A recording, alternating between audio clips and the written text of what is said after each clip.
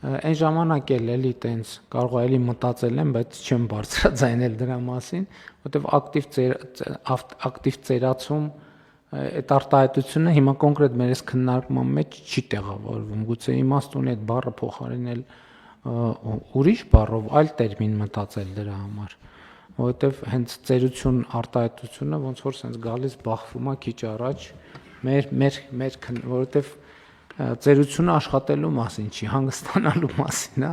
եւ այդ տրամաբանությունը կա, բայց ես առաջարկում եմ մտածենք այս մասին եւ եկեք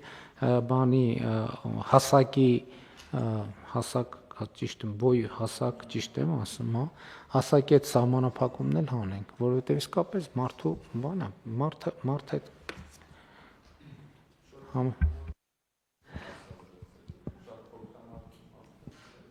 չաղը ո՞նց է վնասազերծելու։ Հա? Ոնց է վազելու բանի հանցագործի հետևից։ Ոնց է թող մեկը բացատրի, ես ուղղակի չեմ ուզում էլի բան անեմ, մեկ ասենք տենց հիմա բոլոր փաստաթղթերով կա, որ իրանք բանի ֆիզիկական պատրաստության բաները անցել են, հա եկեք հիմա բոլորով վեր կենանք գնանք զինված ուժեր, գնանք ոստիկանություն, գնանք քրեակատարողական ծառայություն, էլ որտեղ կա, գնանք տենանք քանի տոկոսի մասին թղթի գրածն է համապատասխանում իրականությանը։ Եվ խնդիրը այդ է, եւ բանը բոյով ըլնել դեռ չի նշանակում, որ բան ըլնել, այդքան ճարպկություն ունենալ, որ բան անել։ Այդ ամեն ինչը իրականացնել, էլ չեմ ասում, որ մարդը բնական այդ իր բոյն է։ Հիմա այդ է։ Նկատի ունեմ, երբ որ մենք իրան ասում ենք հասակը չի համապատասխանում, այդտեղ body shaming-ի էլեմենտ կա, բայց երբ որ ասում ենք, գիտեք, ինձ զինվորական ծառայության մեջ եք պետքա քաշի ստանդարտի մեջ լինեք եւ ֆիզիկական պատրաստության ստանդարտի մեջ լինեք, այդտեղ body shaming-ի ոչ մի բան չկա, ոչ մի էլեմենտ չկա։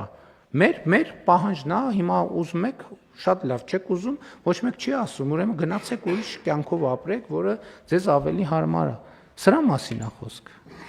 Համեցեք։ Պարոն վարչապետ, լիովին կիսելով ձեր մտքերը մի քանի դիտարկում եմ ուզում անել։ Ընդհանուր առմամբ մենք համապատասխան տարիքային խմբի անձանց մասով պիտի նաև նկատի ունենանք, որ մեր ընթացակարգերը անպայման չի, որ հանգեն միայն իրավապահ համակարգում տվյալ տարիքի անձանց աշխատանքի ներգրավմանը։ Սա առաջինը, երկրորդը այն է, որ նկատի ունեմ, որ մեր կառուցակարգերը կարող են թույլատրել կենսաթոշակային տարիքը լրացած անձին շարունակելու աշխատանքը, բայց պարտադիր չի, որ դա լինի անպայմանորեն բոլոր ծառայությունների համար բնութագրական բան, որովհետև նույն երբ որ խոսում ենք նաև հասակի, քաշի մասով որպես առերևույթ խտրական դրսևորում, իրավապահ համակարգի եւ հատուկ ծառայությունների դեպքում թույլատրելիության սահման կա որպես այդպեսին, հաշվի առնելով ծառայության առանձնահատկությունները, հասակին, քաշին կամ ծառայության ընդունելության կարգին որոշ առանձնահատկություններ որպես այդպեսին վերապահել, բայց լրիվ համաձայն եմ, որ մենք մուտքի պահանջը պահպանում ենք, բայց հետագայում երբ որ ծառայության մասին ենք խոսում ընթացքի, այդ պահանջները այսպես թե այնպես սկսում ենք փոփոխել կամ հարմարացնել նրան, ինչին որ ուզում ենք։ Ասեմ, որ այս պայծրությամբ մեր կրթական խողովակում դիտարկում ենք ֆիզիկական պատրաստականությունը որպես կրթության պարտադիր բաղադրիչ, որովհետև եթե տարեկան վերապատրաստման բաղադրիչներից մեկը նաև ֆիզիկական պատրաստականության վրա աշխատանքը չի կոնկրետ ծառայողի լինելու, թողնել իր, այսպես ասեմ, հայեցողության այս process-ը կանոնակարգելու, կարծում եմ, այդքան էլ ճիշտ մոտեցում լինել չի կարող, որովհետև մենք ամեն դեպքում յուրաքանչյուր ծառայությանը բնորոշ որոշակի ֆիզիկական պատրաստականության առանձնահատկություններ ունենք, եւ ըստ այդմ մեր կրթահամալիրն է, որ պիտի կարողանա այս process-ը կարգավորի։ Վերջին ամիսներին մենք նաև փոխել ենք օրենսդրական այս կարգավորումը եւս, որ 3 տարին մեկ անգամ վերապատրաստման փոխարեն պիտի տարեկան պարտադիր վերապատրաստում անցնենք եւ այս պայծրությամբ հենց մոդուլի մշակումն ենք իրականացնում, որպեսզի թե ֆիզիկական մասով եւ թե նաեւ բովանդակային բուն աշխատանքի մասով հասկանանք ինչպես ենք նաեւ գրավիչ դարձնում տարեկան վերապատրաստումը կոնկրետ մեր ծառայողի համար, որովհետեւ տարիներ շարունակ այս վերապատրաստումները դիտարկվել են որպես բեռ աշխատանքից կտրվելու ինչ որ մի process, որը սակայն ճիշտ հակառակ մոտեցումը պիտի ունենա։ Դե որ այսքան խոսեցինք, նաև այդ թեմայի հետ կապված, նույն բարեկային ոստիկանությունը, երբ որ ձևավորվում էր, պարզեր բոլորը շատ բավականին տենց ինտենսիվ պարապմունքներ էին անցնում եւ այլն։ Հիմա բարեկային ոստիկանությունը ամբողջությամբ արդեն 2 տարուց ավել է, 3 տարուց ավել է կա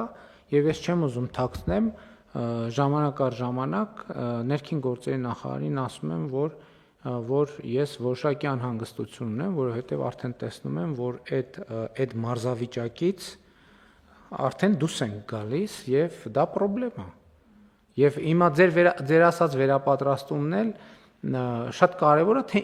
իր իրականացման որակը, որովհետեւ հիմա էլ որ մենք նայենք, բոլոր ծառայություններում այդ բաները կան։ Ֆիզիկական պատրաստության ստուգումներ, կրակայինի ստուգումներ եւ այլն, հարցը այն է, իրականությունը ինչ է, իրականությունը, որովհետեւ այդ խնդրեմը կա։ Պարոն Սարգսյան, ես ճիշտ եմ հիշում, որ մենք բանակում էլ պայմանագրային զինծառայության անցնելու տարիքի էլի 35 սահմանափակում ունենք։ Այո, ճիշտ այդպես ունենք սահմանափակում։ Ինչի համար։ Էլի նույն պատմությունն է։ Էլի հասկանում եք, եթե էլի եմ ասում, եթե մենք անձի վիճակը, ֆունկցիոնալությունը գնահատելու